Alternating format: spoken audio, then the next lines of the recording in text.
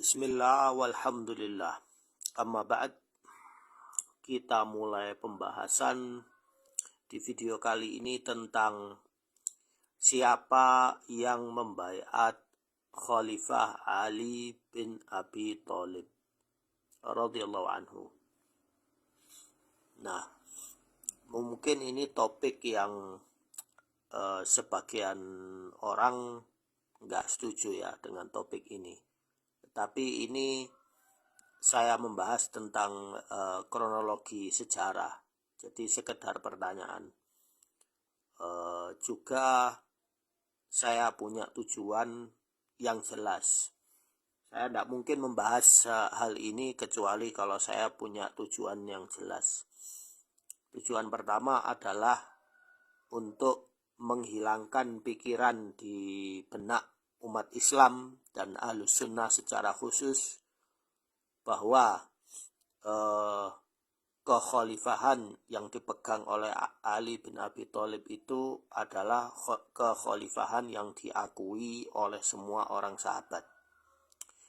Padahal kalau kita baca sejarah, buku sejarah, ternyata tidak semua para sahabat yang membaiat Khalifah Ali bin Abi Thalib.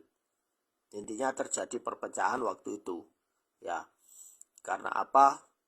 Ya, karena perbedaan ijtihad itu. Kemudian yang kedua, membiarkan orang-orang yang membunuh Khalifah Utsman itu memperoleh jabatan di masa kekhalifahannya. Jadi bayangkan seperti Malikul Ashtar, dia yang ikut bersekongkol membunuh Khalifah Utsman, dia mendapatkan jabatan ya dari Khalifah Ali. Kemudian beberapa orang-orang yang ikut berpartisipasi memblokade Utsman juga mendapatkan jabatan-jabatan di masa Khalifah Ali. Nah,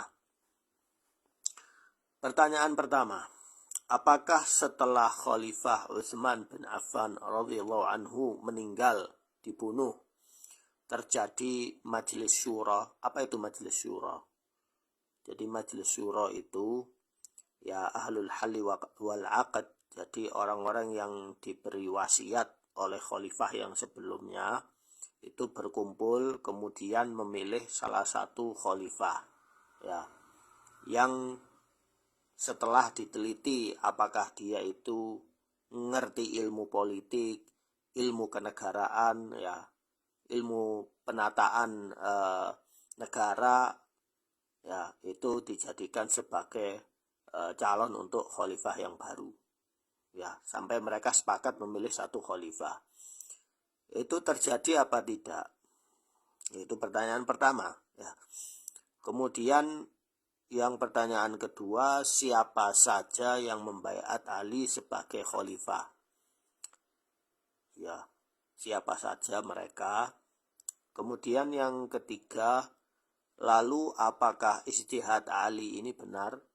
Jadi Ali ketika dipilih sebagai khalifah karena dia ingin menyatukan semua umat Islam.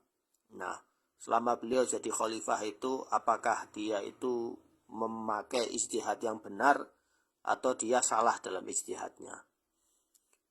Kalaupun beliau salah, itu tidak mengurangi keutamaan beliau. Beliau tetap sahabat dan kerabat Nabi ya.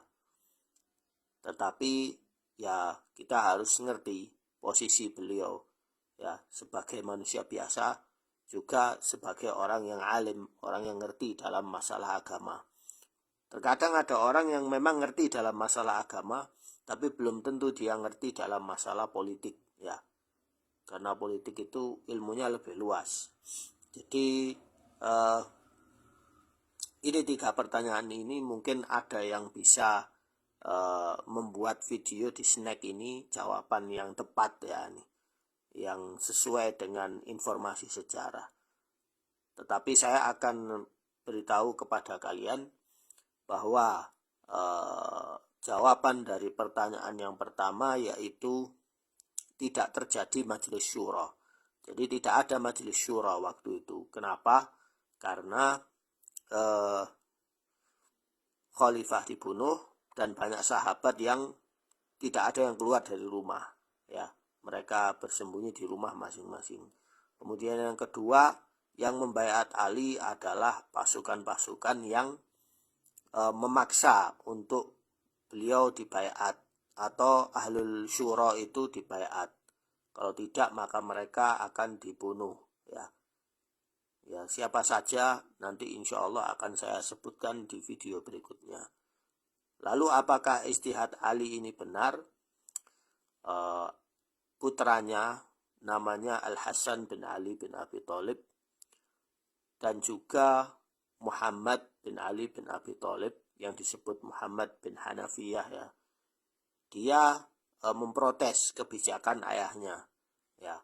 Seharusnya ayah tidak menerima jabatan ini, ya. Harusnya ayah sabar saja dulu, ya.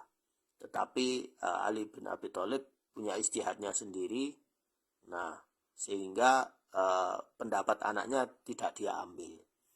Ya, ini merupakan fakta sejarah yang banyak orang yang nggak paham.